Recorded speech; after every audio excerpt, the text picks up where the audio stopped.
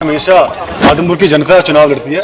चौधरी भजनलाल महज एक चेहरा पेश करती है। इस बार मेरा सौभाग्य कि मुझे मौका मिला। आज नई तस्वीर नजर आ रही है, आप कुर्ते में तिलक आपने लगाया हुआ है, अलग सी वेशभूषा। हाँ, कुर्ता पजामा तो रोज का है मेरा। तिलक इसलिए लगा रखा है, मैं वाल्मीकि जयंती का कार्यक्रम था हल्के में, तो वो करके आ रहा हूँ। अच्छा, कांग्रेस कहती है और जेपी खासकर पे कहता है कि भव्य तो अभी बच्चा है जी।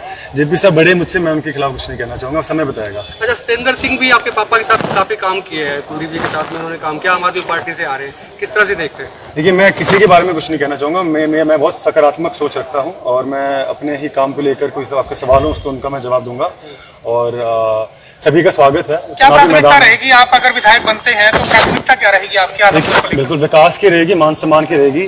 जैसा कि आप जानते हैं कि पिछले 26 साल से आदमपुर विपक्ष में रहा है, तो इस बार इतना उत्साह लोगों में इसलिए देखने को मिल रहा है क्योंकि हम 26 साल के बाद हमें सरकार में हिस्सेदारी पाने को मिल रही है। और पिछले 3 महीने मैं सबूत देता हूं कि 3 महीने पहले हमने भाजपा ज्वाइन की और इन 3 महीनों में 530 करोड़ से अधिक की ग्रांट ऑलरेडी पास हो चुकी है। तो काम ये प्राथमिकता ये रहेगी कि ज्यादा से ज्यादा लोगों के काम में कर पाऊं। 2019 लोकसभा चुनाव में आदमपुर की जनता ने आपको हराने का काम किया था यहाँ से।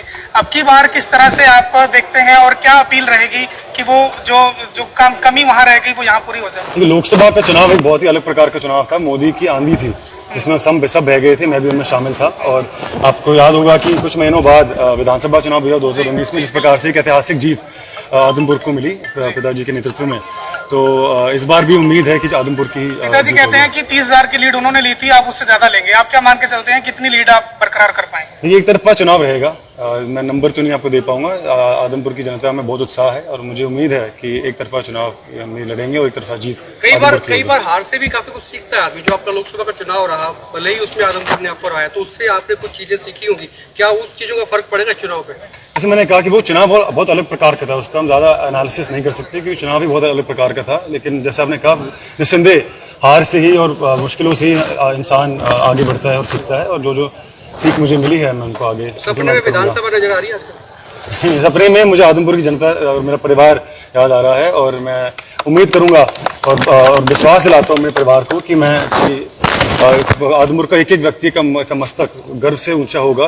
इसके लिए मैं आपके विरोधी कहते हैं कि कुलदीप बिश्नोई यहाँ रहते नहीं है और अब तो भावे तो बिल्कुल नहीं रहते, तो इस चीज को कैसे तोड़ेंगे? देखिए, आप इस सवाल के 2 पहलू है। पहला आपने कहा कि पिताजी बीच में नहीं रहते, इसमें कोई सच्चाई नहीं है। ये सिर्फ विपक्षियों की बौखलाहट है, उनके पास मुद्दे नहीं रहे कोई कहने को। ये जाहिर सी बात है कि जब उनको तो कैंसर की समस्या थी तो उनका आना कम रहा, लेकिन फिर भी लोग सुख दुख में रहे। सड़क से लेकर सदन तक आदमपुर की जनता की आवाज़ भी उठाई उन्होंने और विकास कार्य भी किए।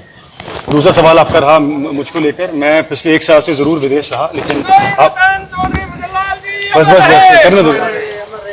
मैं विदेश इसलिए रहा कि मैं पढ़ने गया था। और क्या पढ़ने गया था? पब्लिक पॉलिसी और पब्लिक एडमिनिस्ट्रेशन। और कहाँ से पढ़ने गया था? हार्वर्ड यूनिवर्सिटी, जो कि दुनिया की सबसे बेहतरीन यूनिवर्सिटी है। तो मैं आपसे सवाल करता हूं कि जब हम डॉक्टर से के पास जाते हैं तो आप सब बढ़िया डॉक्टर के पास जाते हैं कि नाड़ी के पास जाएंगे? या वकील करते हैं तो अच्छे शिक्षित वकील के पास, कोशिश ये रहती है कि अच्छे से अच्छे वकील के पास जाएं।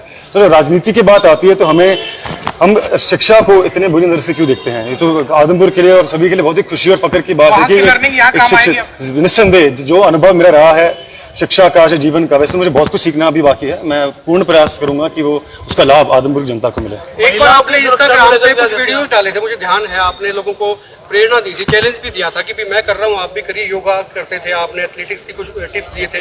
कोई चैलेंज राजनीति में भी किसी को देना चाहेंगे? चैलेंज तो यही है कि आदमपुर की जनता का हमारा जो प्यार है, जो विश्वास है, उनको तोड़ने का प्रयास ना करें क्योंकि अटूट है। और बाकी आपने फिटनेस की बात की, वो तो प्रयास रहते ही है। हरियाणा आपको पता है, जिस प्रकार से ओलंपिक्स की बात करें या किसी भी प्रतियोगिता की बात करें, हरियाणा प्रदेश सबसे आगे रहता है। तो उसी परंपरा को मैं आगे लेके जाने का पूरा प्रयास करूंगा। पहले सोनाली यहाँ से प्रत्याशी थी, अब वो नहीं रही। क्या सोनाली के जो कार्यकर्ता थे वो सपोर्ट कर रहे हैं आपको, या उनसे क्या अपील करना चाहेंगे आप? ये जरूर बहुत ही दुखद समाचार जब हमें पता चला सोनाली जी का, बहुत ही दुख हुआ सभी को। बहुत ही मेहनती नेत्री थी वो और निस्संदेह उनका परिवार, उनकी पूरी टीम हमारे साथ जुड़ी हुई है, हम उनके संपर्क में है और उनका फायदा भी हमें आगे चुनाव में देखने को मिलेगा। उनकी बहन रुकेश कहती है कि अगर बीजेपी टिकट नहीं देती तो वो निर्दलीय लड़ेंगे। वो उनकी सोच है, वो उनसे पूछे। कोई फर्क पड़ता है उससे? उनकी सोच है, मैं कुछ नहीं कहना चाहूँगा।